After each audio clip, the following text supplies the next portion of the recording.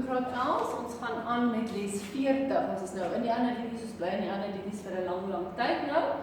Ons is besig met les 40. Ek wil vandag nou 2 goed met jou behandel. Die eerste ding is ewewydige en loodregte lyne, dis niks niets nie.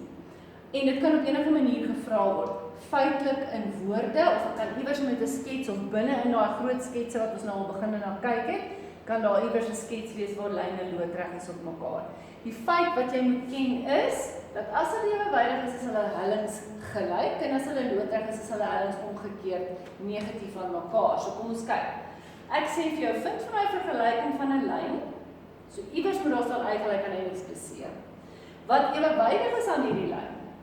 So onmiddellik as jy die woord ewewydig hoor, moet jy sê, wat is sy helling? Wat is sy helling? Wat is sy helling? Ewewydig, helling.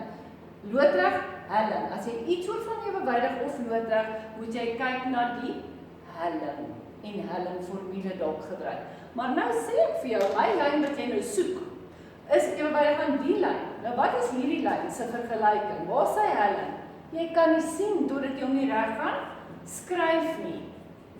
So daar is die is gelykant, hou daai by hierdie kant, min 4x aan die ander kant, deel met 'n min 2, deel met 'n min 2, deel met 'n min 2, en jy kry jou vergelyking uiteindelik op 'n ordentlike manier geskryf, wat hulle nie vir my ordentlik gegee het nie, want hulle wil kyk of jy hom gaan regskryf. Wat sê dit vir jou? My helling is ook 2, en daarvoor gaan jy 'n punt kry. Omdat jy weet, jou nou omdat hy ewewydig is, gaan hy ook 2 wees. Ek kon net so wel hier geskryf het, my lyn is loodreg op hierdie lyn. Wat sou jy dan gesê het van jou helling? Dan was jou helling nie 2 op 1 nie, maar 1 op 2, en nie plus nie, maar minus as hy loodreg sou wees. So net so wel kon die vraag gevra het. Kry vir my die vergelyking van 'n lyn wat loodreg aan die been is. Dan moet jy nog steeds kyk wat sy helling is, maar dan beteken dit vir loodreg plus 2 op 1 word min 1 op 2. Dit is nou nie so nie, ons gaan hom daarso vind. So my lyn, jy weet ek daarom al ten minste y is gelyk aan 2x plus c. Wat kort jy? C. Een onbekende, hoe kry jy met 'n punt? So ek moes vir jou nog ietsie gegee het. Dus hoekom substitueer ek nou vir 6 en min 1. So min in die plek van y, 6 in die plek van x, en typies juffrou, ek weet ietsie gekies wat horrible lyk, maar dis okay. Daai is 12 wat oorgaan en min 13 word saam met daai waarde. En moet tog asseblief nie vergeet nie, jy is klaar gewerk, maar jy het nie die antwoord neergeskryf nie. Die vergelyking is y gelyk aan 2x minus 13. Vir 'n reguit lyn. Kan jy sien hoe belangrik is reguit lyne? Selfde prinsip, al wat nou hier verander het is, ek sê, vind vir my die vergelyking van daai rooi lyn. Jy moet onmiddellik vir my sê, sy helling is minus 1 op 4. Waar die dus kry jy vir dit nou vandaan? Y is 4x plus 6 is die groene, en as sy helling 4 op 1 is, plus 4 op 1, moet my helling min 1 op 4 wees, en wil jy nie maar altyd vir juffrou daai reël byskryf nie, want in matriek is dit geweldig belangrik, so ek leer jy sommer van die begin af reg, dat die 2 gemaal met mekaar gaan min 1 gee. Is dit so? Is 4 gemaal met min 1 op 4 gelyk aan min 1? Yes. Omdat dit omgekeerd is, kan hulle so uitkanseer, 'n plus maal 'n min gaan altyd 'n min wees, want die een gaan altyd 'n plus wees en die een gaan altyd 'n min wees. Reg. So skryf altyd daai daarby. En dan sê jy just about klaar met jou sommetjie, want jy kort nou weer net vir 'n C. So raai hoekom het jy vir daai punt vir jou gegee, want anders kan jy die som nie reg kry nie. So ek substitueer weer vir min 3 en 6, tipies weer 'n aardige enetjie wat jy vir jou gekies het, want jy is nie net altyd besig met heelgetalle nie. So daai antwoord gee vir jou 3/4. En 6 trek of 'n 3/4 is 5 en 'n kwart, of hoe jy hom ook al wil skryf in die sakrekenaar. So weer keer, kry die vergelyking van die lyn, y is gelyk aan minus 'n kwart wat ek eers gekry, x, en dan plus 5 en 'n kwart wat jou sakrekenaar vir jou so gesê is 21 op 4. 21 op 4, 5 en 'n kwart, 5,25. Jy weet mos jy kan goed op verskillende maniere skryf. Goed. Goed, die tweede ding wat ek vir jou vandag wil leer, en dis iets wat jy al geweet het nie. Daar's 'n woord wat genoem word kolineêr. Nou lineêr, laat jy dink aan lineaal, want op 'n lineaal sit die punte almal saam. So kolineêre punte is punte wat almal op dieselfde, hoeveel punte sit op 'n lyn? Miljoensinde. So groot lyn, miljoensinde, want hulle sit so op mekaar. So as jy wil weet of punte almal saamlynig, kolineêr of op dieselfde lyn lê, is daar een ding. Jy moet kyk wat is die helling tussen die punte.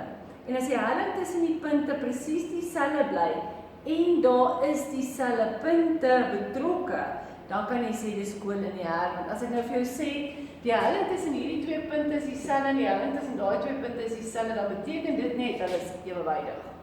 Maar as ek sê die helling tussen hierdie twee punte is dieselfde as die helling tussen daai punt en 'n ander punt, hy is die connector, dan moet dit op dieselfde reguit lyn nie. As ek andersins sê tussen A en B en C en D is die hellings dieselfde, dan kan jy net sê die helling wat dieselfde is, maak hulle ewewydig. Maar ewewydig op mekaar beteken van daai punte moet dieselfde punte wees. So dis die rede hoekom ek sê, as ek 3 punte byvoorbeeld het en ek kyk na die helling tussen A en B en dan na die helling tussen B en C en dan na die helling tussen A en C en is almal dieselfde, dan is die punte kolineêr. Maar dis nou 'n ding wat van so 2-3 jaar terug af ingekom het. Dis nie genoeg om net 2 te vat nie, jy moet al 3 doen. OK, daar is al 10 in die kabel wat jy andersins kan doen, maar ek gaan vir jou sê doen al 3. So nou wil jy met die helling tussen, dis my vraag byvoorbeeld, jy moet die helling tussen X en Y uitwerk, en die helling tussen Y en Z uitwerk, en die helling tussen X en Z uitwerk, en as almal dieselfde is, dan gaan jy vir my sê, ja, hulle is kolineêr. Is dit moontlik om nie kolineêr te wees nie? Natuurlik. Alle punte lê nie almal op dieselfde lyne nie, so dan gaan jy net sê, nee, dit is nie. So, as ons wil weet of daai 3 punte kolineêr op dieselfde lyn is, moet jy gaan sê, kry vir my die helling tussen X en Y. So jy gaan by almal van hulle die hellingformule. Ek dink ek het net vandag nou al 4 keer na die hellingformule gekyk. Oor en oor en oor. Ken jou lyne. So vir X en Y, ek gaan dit nou nie weer oorskryf nie. Die eie van mekaar af te trek maak nou nie saak nie, maar as jy daar met -5 begin, dan moet jy daar ook met -2 begin. Wat juffrou wil vir jou sê is, hierdie twee saam moet dieselfde puntjie wees. So -2 en -5, -2 en -5 is 1 punt. So as jy wil begin by -5 is fyn, maar dan beter jy net sorg dat jy met -2 onder die lyn op begin. As jy met -3 wou begin bo, dan moet jy net met 2 ook begin onder. Dit maak nie saak watter een jy X1Y en X2Y2 noem nie, maar daai is 'n pakkie. Sien jy dat daai is dieselfde maatjie paartjie. Jy kan nou nie so skryf nie. Goed, so as ek begin het met -5, dan is dit trek af -3 wat +3 gaan wees. Dan moet ek met -2 begin en trek af 2. Sien jy dat hulle 'n pakkie is? 2 en die 3 saam. Kyk nou net na die tekens dat jy nou nie te mekaar raak nie. So daai gee vir my -2 op -4 wat vir my +1/2 gaan gee. Nou ek het nie 'n skets geteken nie. So daar's nie 'n manier wat ek kan sien like hy daarom of dit dieselfde gaan wees nie. As jy wil kan jy dit gaan teken, maar onthou jy wil nie tyd mors nie. So as ek die helling gaan bekyk en ek sien dis +1/2, dit nou reg, -2 op -4 is +1/2. Dan moet jy nou gaan kyk na die helling tussen. Of Y Z eerste, maar jy gaan X en Z ook moet gaan kry. Jy gaan al 3 van hulle moet gebruik. En dis dieselfde som oor en oor en oor. En as hulle gelyk is, dan sê jy X en Y en Z is kolineêr. En as hulle nie dieselfde is nie, gaan jy sê is nie kolineêr. Dit beteken hulle lê nie op dieselfde reguit. Nou en dis die storie. Kom ons doen nou met Y Z. As ek nou weer sê X1 Y1 X2 Y2, dan is dit -2 trek af -3 wat +3 gaan wees. Maar as ek met -2 begin, moet ek met 4 op begin vir die X onder die lyn trek af 2. Let wel, X onder eie bo, dis wat die formule sê. Daai antwoord is +1 op 2. Aha. Maar ons moet hom gaan toets. X Z gaan dan beteken -2 + 5. Sien jy wat jy vir doen? Eie trek af word 'n plus. X trek af word 'n plus, so dit gaan 4 + 2 word. 3 3 op 6? Aha! As hulle almal gelyk is, dan beteken dit dis kolonie heg. Maar jy moet hierdie volgende stapie daar indruk. En vir my sê, juffrou, omdat die helling van xy en yz en xz gelyk is aan mekaar, dis die rede hoekom ek kan sê hulle is kolonie heg, dis feite. So, wat jy vandag geleer het is helling. Ewewydig, selfe helling. Loodreg, omgekeerd en negatief van mekaar.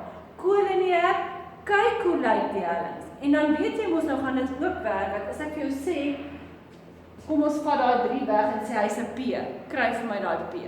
As ek vir jou sê, hulle is kolonie heg, ons sal daarby kom. Goed vir vandag.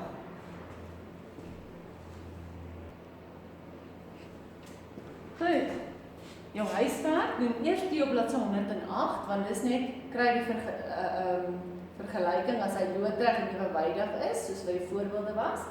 En hierdie gaan oor kolonie heg. 5B lyk presies soos daai enetjie lyk, maar sê ek jou probeer, want dis een van daai waar ek vir jou gaan sê, een van die koördinate is onbekend. So sê nou maar dit was hierdie som, en daar was nou 'n onbekende P.